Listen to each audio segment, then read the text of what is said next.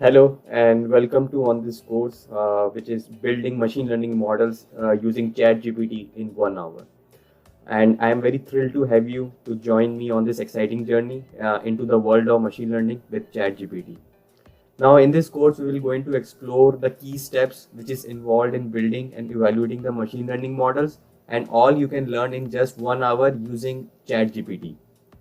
Now, before we dive into the course content, let me give you a quick overview of what you can expect to learn and the prerequisites you will need. Now, our course has been structured into a multiple modules which typically require to build end-to-end machine learning model. So what we can do is to go through first the project objective, then we will go and learn about the data set which we are planning to use, then how we can load this data set into Python notebook, and then we will go some of the basic stuff which we basically need to build any machine learning model, which is like to clean the data, visualize the data, explore the data, and then based on that knowledge we will go into explore some features. So we will do some feature engineering step.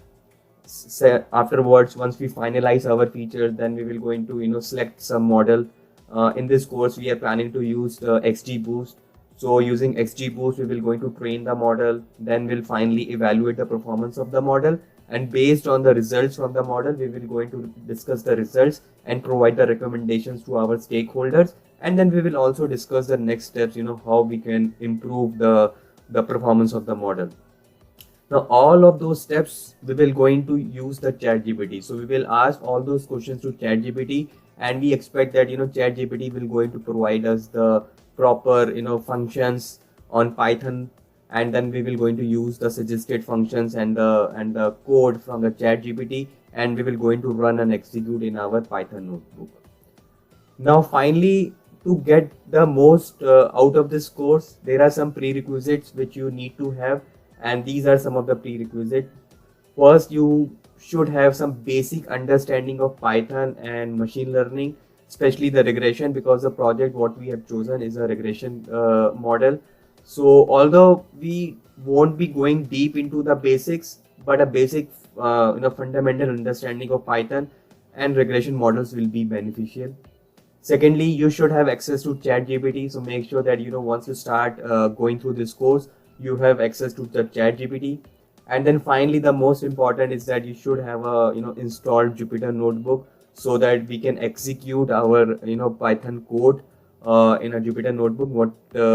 And this code we will going to get from the ChatGPT. So we will just simply use Jupyter notebook to execute our code. And in case we find that we found that some of the code what ChatGPT has shared has some minor changes required, then we can do as well on our Jupyter notebook.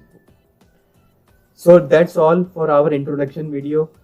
In the next video, we will dive straight into the understanding about the objective of the project which we are planning to use, and as well as we will going to explore and walk through of the data set.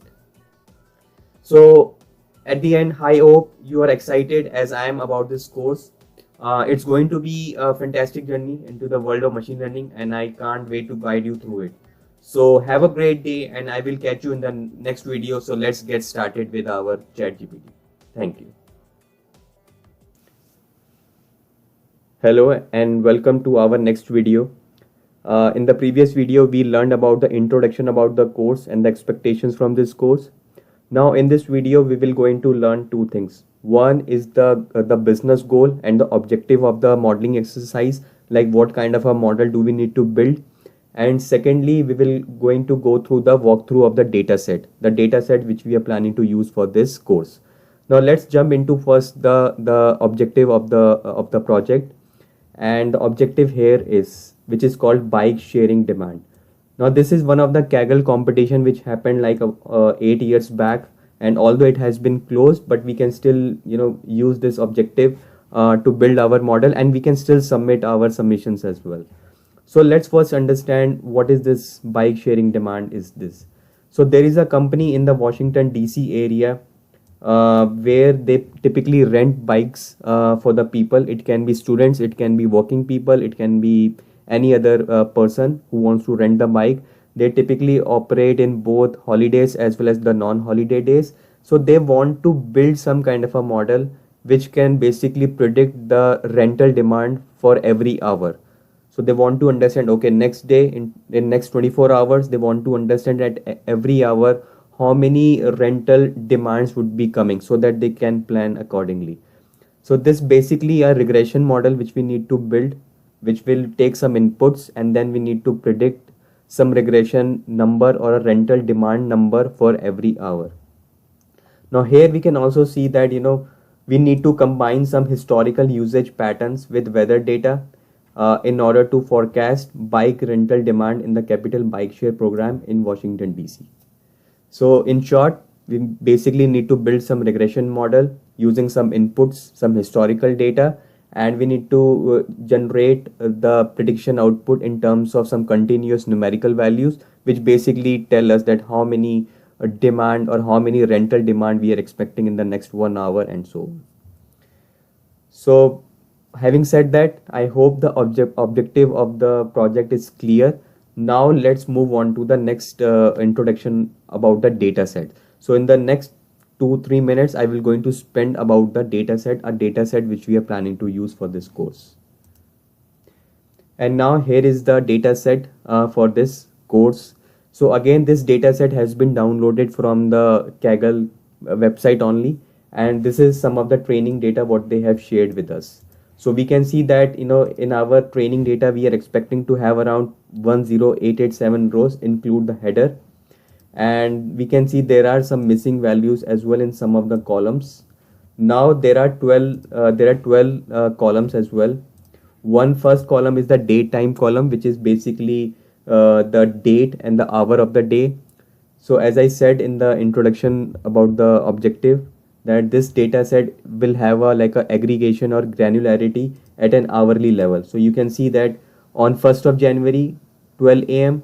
then the next row is 1st of January 1 a.m. then third row is 1st of January 2 a.m. So basically it going to aggregate or granularity at an hourly level of a given day. Now the next column is season. So we expect to have 4 different seasons. So we can see that we have 4 different seasons, 1, 2, 3, 4. And basically at that particular hour, what kind of a season it's happening, whether it's 1, 2, 3, 4. Similarly, we can have a holiday column, which basically tell us whether that particular day was a holiday or a non-holiday. So 0 means that it was a holiday and 1 means it's a non-holiday.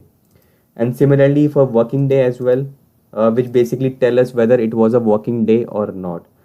So if value is 1, that means it's a working day. When value is 0, it's a non-working day. Then weather. So we can expect 4 different type of weather in this data set. I don't know exactly what is the definition of each of the weather, but we expect to have 4 different values of a weather in this data set. Now the next 2 column, which is temp and atemp, it basically telling me that for that particular hour, what was the minimum temperature and the max temperature. You know that in a given hour there can be a variability of a temperature as well. You can have at 12 a.m. temperature to be 984, but 12:30 you can have maybe increase by 1 degree. So what these 2 columns are doing is storing the min value and the max value of the temperature for that particular hour, which is 12 to 1. This will be 1 to 2. This will be 2 to 3 and so on. Then they are storing the humidity for that hour. So that particular hour, what was the humidity? So we can see the humidity at 12 a.m. was 81. Then similarly, we expect what would be the wind speed. And then the next 3 columns are our numerical columns, which will basically tell us how many bikes were rented at that particular hour. So we can see that for that particular hour, we rented total 16 bikes. 16 out of in that 16, 13 were from the registered users, 13 from the registered users, and 3 from the casual users. So you can see the summation of 3 plus 13 is 16. 8 plus 32 is equal to 40. 5 plus 27 is 32.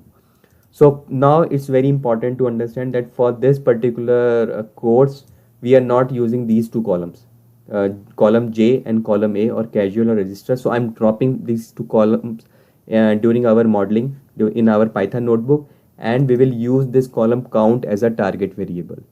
So when we predict the final outcome, we will be predicting this column L. So for this course, this column L or column called count will be treated as our target variable, because this will tell me that for given hour how many total sales we have generated.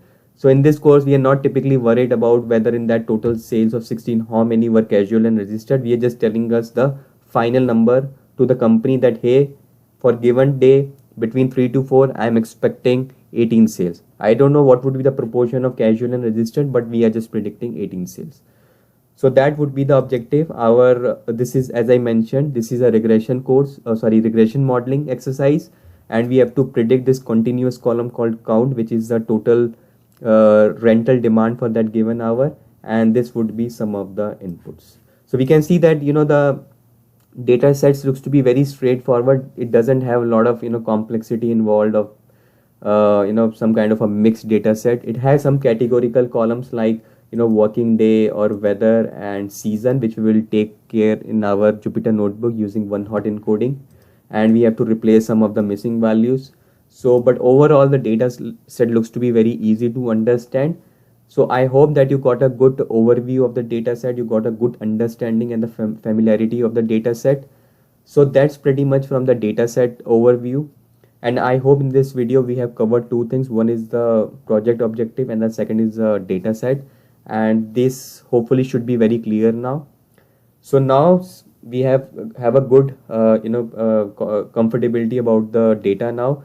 So in the next video we will start about our the most important or the most exciting part of this course is to to take this data into our Jupyter notebook, and then we will going to interact with our ChatGPT to tell us how to load this data into our Jupyter notebook, what kind of a data cleaning exploration part we can do in our Jupyter notebook. So stay tuned for the next video where we will going to learn how to use ChatGPT now to do end-to-end machine learning steps. Thank you.